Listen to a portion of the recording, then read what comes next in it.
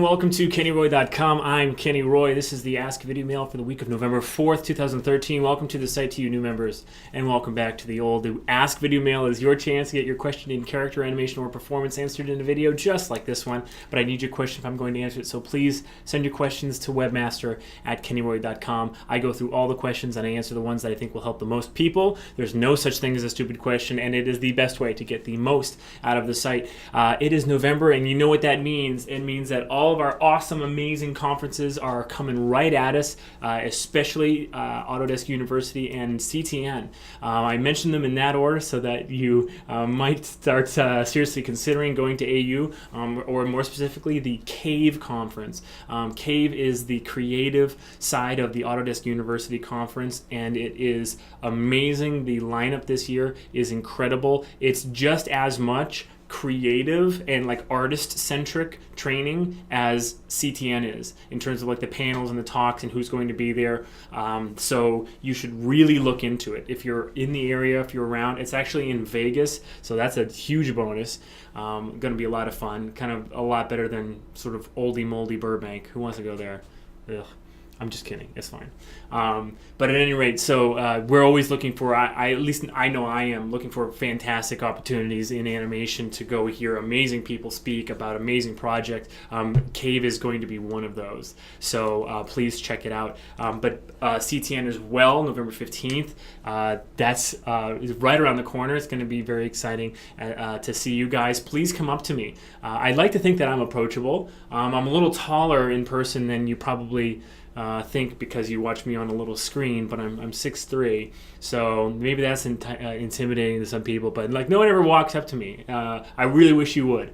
So please, if you're going to go to Autodesk, not Autodesk University, but there as well, please walk up to me. But at CTN, just walk straight up to me and say hi and introduce yourself, and I'd love to talk to you, okay? Awesome. It's going to be fun. I'm also going to this right now, the Animation Magazine Animation and VFX World Summit.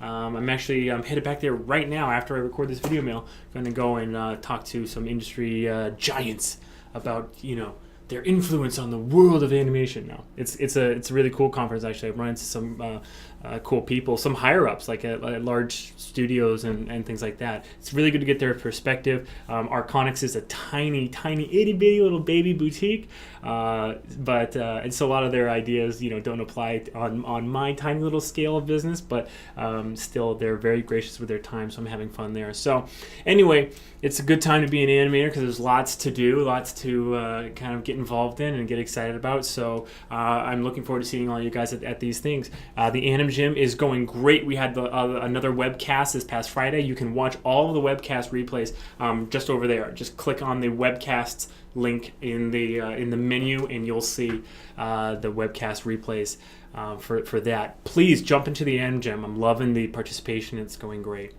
All right, I think that'll do it. Let's get to the question. You're going to like it.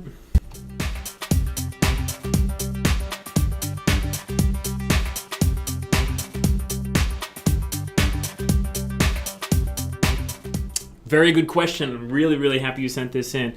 In general, the reason that your cameras get crazy when you animate them freely in space is the same reason that any object that you would animate freely in space, like to that extent, would flip out.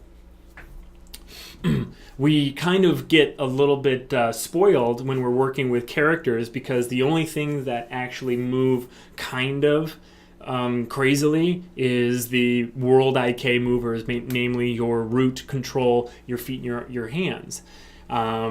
But even then, those are within different object spaces, and they're not going to like freak out all that much. If you've ever animated like a spaceship, you know what I'm talking about, because as soon as I'm going to use my headphone case here, this is an alien ship, right?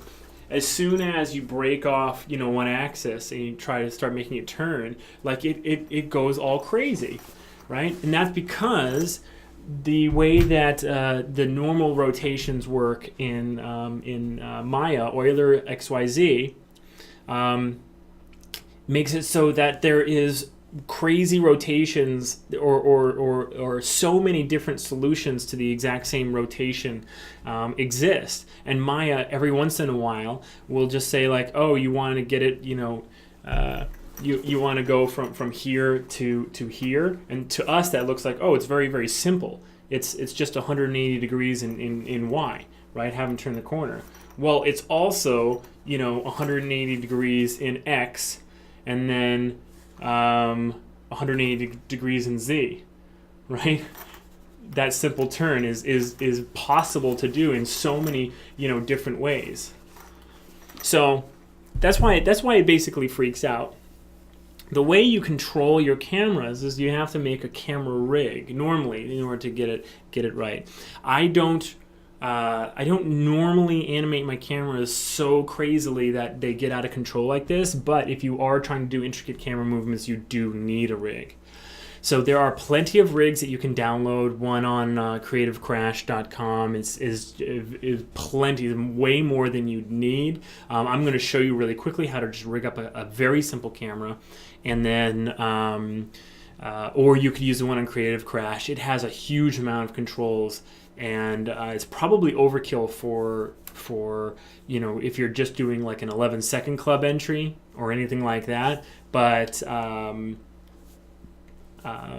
the bottom line is that it comes down to animating one axis at a time, and that is achieved.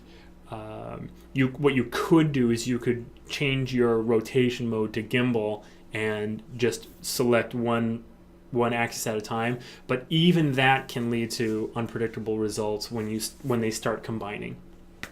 So that said, let's jump into Maya and take a look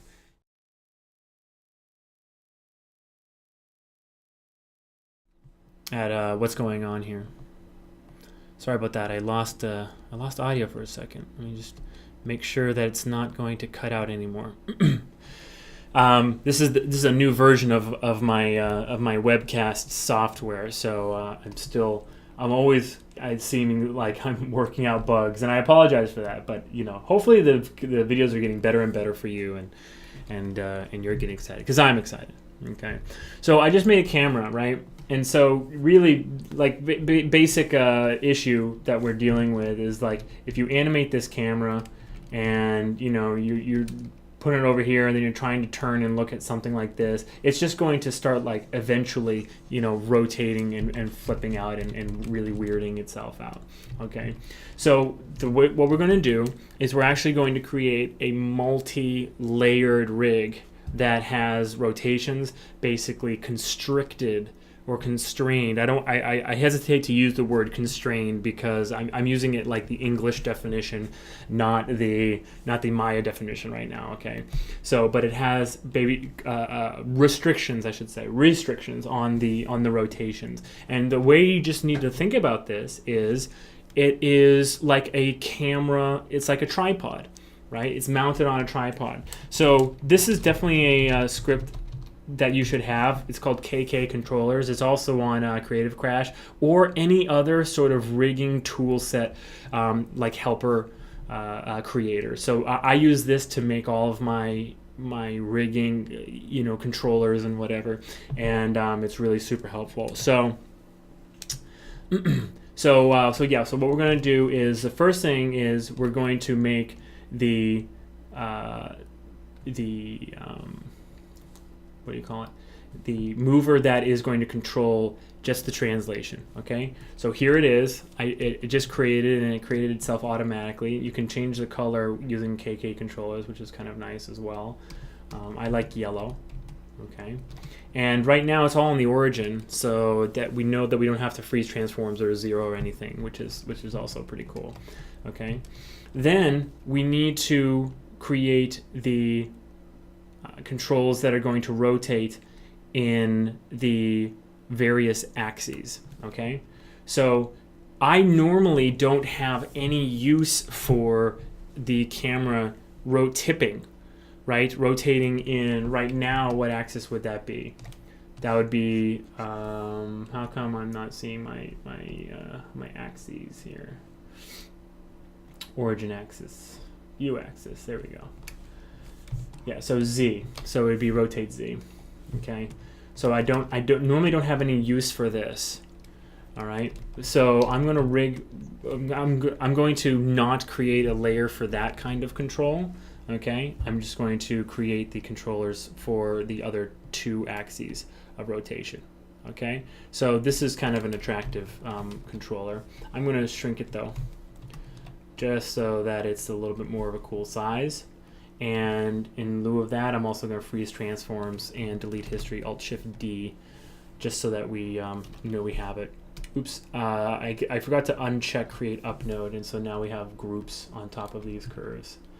I'm just going to make something called camera rig, and now you can make your own camera rig that you just reference or maybe not, probably not reference, probably import into your animation file. Is fine. Another thing that I like to do is, it's not a secret or anything, but see how the origin or this object's pivot is on the origin, and kind of all the controllers are getting a little bit on top of each other and stacked up. Wouldn't it be a little bit more attractive if this was a little bit out of the way? So I hit F8 to go into component mode, and then making sure reflection is off, and then I just edit the components. I'm going to scale them down just a little bit and then move it out of the way like this, right? So the pivot is still on the origin. It's just the controller itself is a little bit out of the way. I think that looks just a little bit more attractive. Okay, I'm going to make one more rotation controller. This time I'm going to scale it down, but I'm also going to rotate it, let's see, yeah, -90 in X.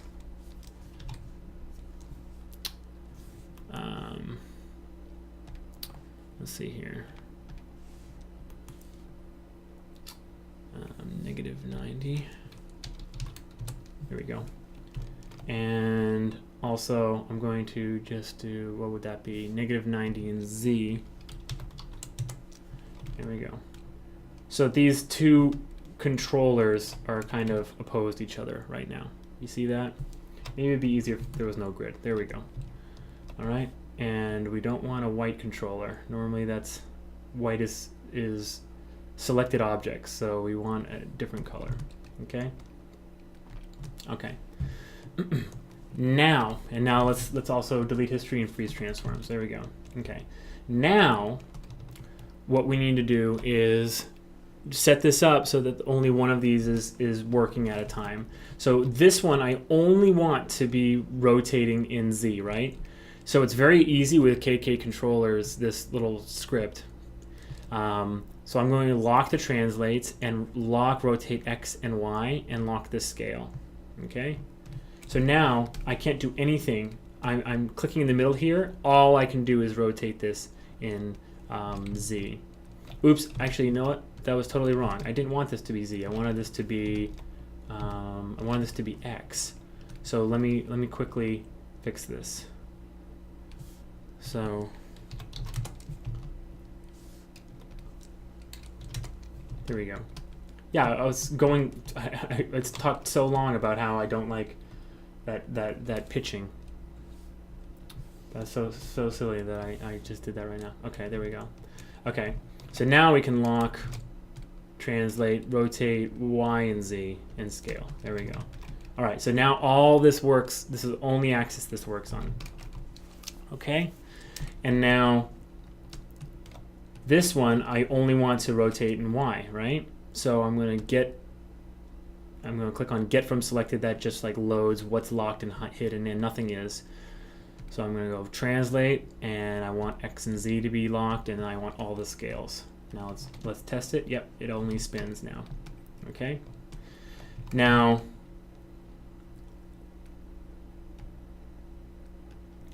all we need to do is basically just set up this hierarchy. And the way you do that is take your camera, okay? I like to group it one more time and just call the group camera offset. And the reason I do that is so that there could be, if I wanted to, some tiny little camera movement. Let's say you wanted to do camera shake within the rig. You can still do that. Okay, I'm going to call this one camera tilt control.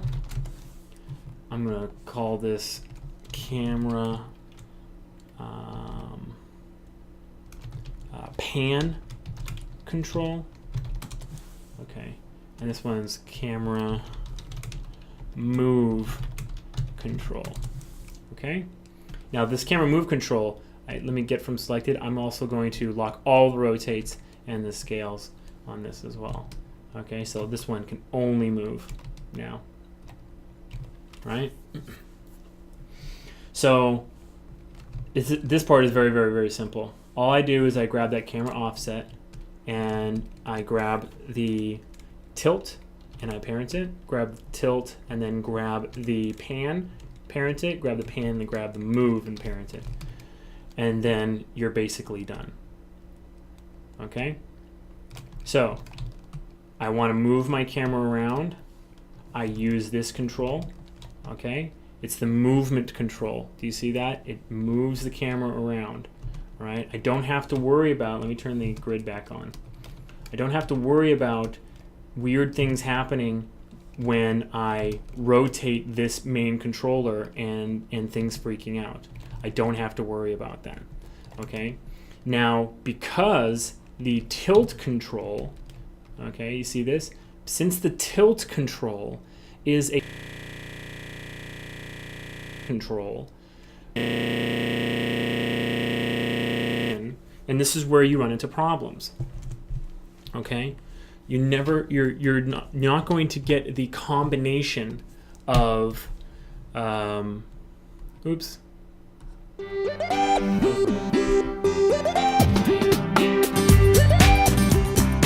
seem to choose my camera source anymore.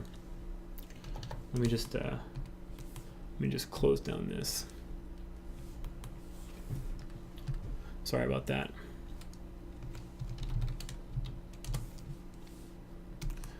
Those are supposed to be my hotkeys. And boom, hotkey. And hotkey go. Okay. All right. Well, this is not working. Anyway, well, I'm just going to continue talking. Oh, I actually see my. Oh, that's funny. I see my camera down below the where the where the desktop is streaming. Yeah, there it is. Oh boy. Okay. Well, isn't my stream software fancy? Isn't it fancy? All right. Yikes. Let's just pretend that didn't happen. Anyway. So what happens is because you normally have the axes contending with each other, Maya is trying to orient an object based on almost like a solution to how you're presenting it to be oriented. So let me give you an example. I like to do this with a box of Altoids. Do I have any Altoids? Oh my God, this is like the first day I don't have any Altoids. Anyway, this will work. Because you can see it's a little remote control, okay?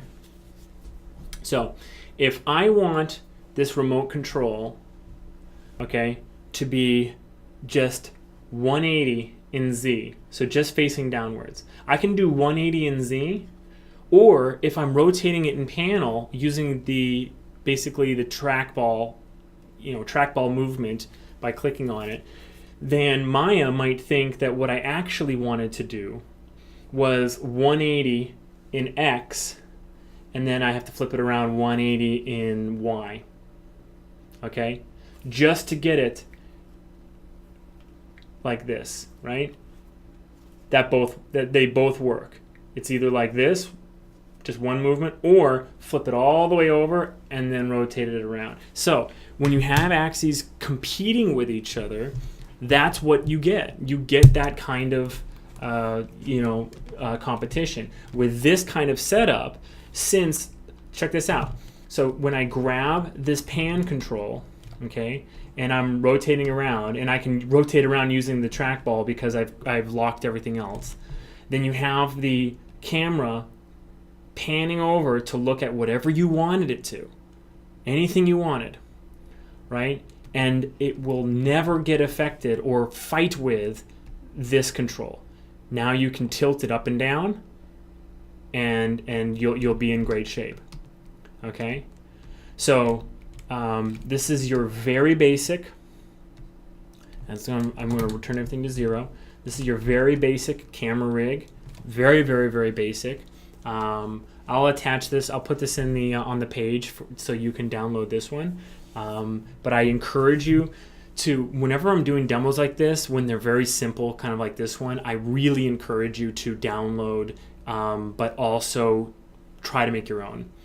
I didn't get anywhere, branching out and generalizing really until I started doing it and really taking it seriously and making my own stuff. Okay, you might be in a different position than I am, sort of, because you're going for like an animation job or whatever. But I think it's really a good idea to start trying to become like a problem fixer and a problem solver, rather than like a problem creator.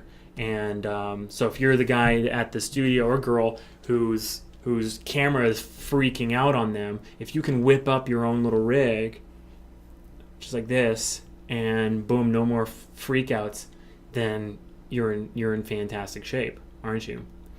Okay. If you wanted to add a tilt control, basically rotate Z, I would add that very last. The tilt would be a child of not tilt, what do you call this? Like pitch or twist or whatever, would be a child of the tilt control.